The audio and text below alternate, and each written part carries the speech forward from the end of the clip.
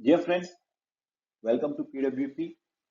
Today I am going to discuss about new asset accounting, ledger approach versus accounts approach. New asset accounting is a huge topic. Currently, classic asset accounting is no more valid in S4HANA.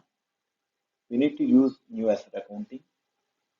So, in this short session, I am giving the update about ledger versus accounts approach. Before going to the main topic, I'm going to explain about accounting principle. Every company has to declare their books of accounts by following the accounting principles. If the company is having the global business, global transactions, they need to declare their books of accounts in different accounting principles. For local, they are going to use local GAAP, generally accepted accounting principle. For international level, so they need to follow IFRS, International Financial Reporting Standards. So coming to our topic, parallel valuation methods, ledger approach versus accounts approach. In new asset accounting, there are two approaches are available. It is not mandatory to use one approach. Either like new asset accounting is providing an option for the management to select the approach. They are providing two approaches. It is optional to choose which one is better. So based on the management discussion, they will choose the approach, either ledger or accounts approach for the depreciation related things. So there are multiple depreciation areas are there. If you are having multiple, if the company is having global business and they are going to follow two accounting principles. One is local GAAP, other one is IFRS. Here I am going to explain what is the main difference if you are comparing with the ledger approach versus accounts approach. Here you see there are four depreciation areas are there: 01, 05, 31, 35. 01 is local accounting principle in euro, currency is euro, and support based on local laws and local currency.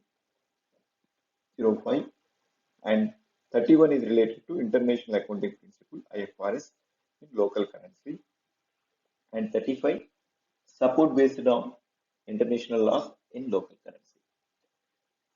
The main difference is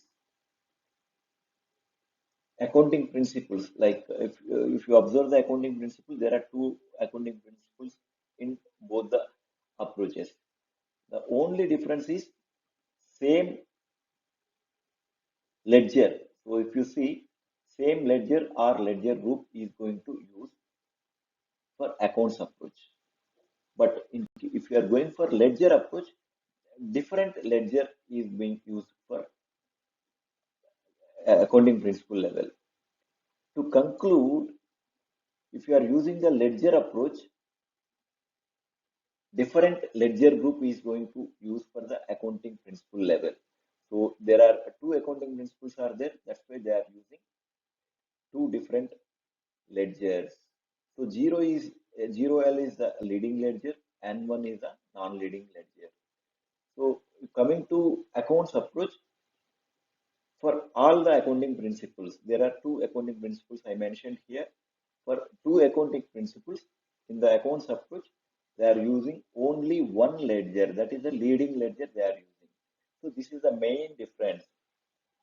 The difference is we are using same ledger for different accounting principles in accounts approach. And in case of ledger approach, different ledger group or ledger we are going to use for accounting principle level. So this is a main difference between ledger approach and accounts approach. So here, based on the management discussion, they are going to take that decision.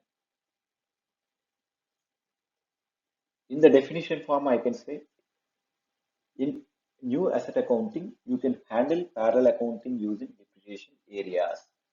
You must define the necessary depreciation areas for each of the accounting principle involved. You specify that a depreciation area is for certain accounting principle or type of valuation by assigning an accounting principle to it.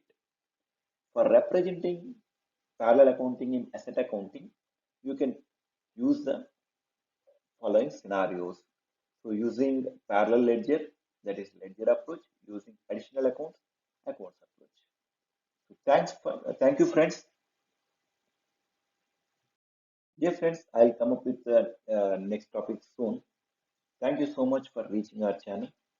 Please like and subscribe.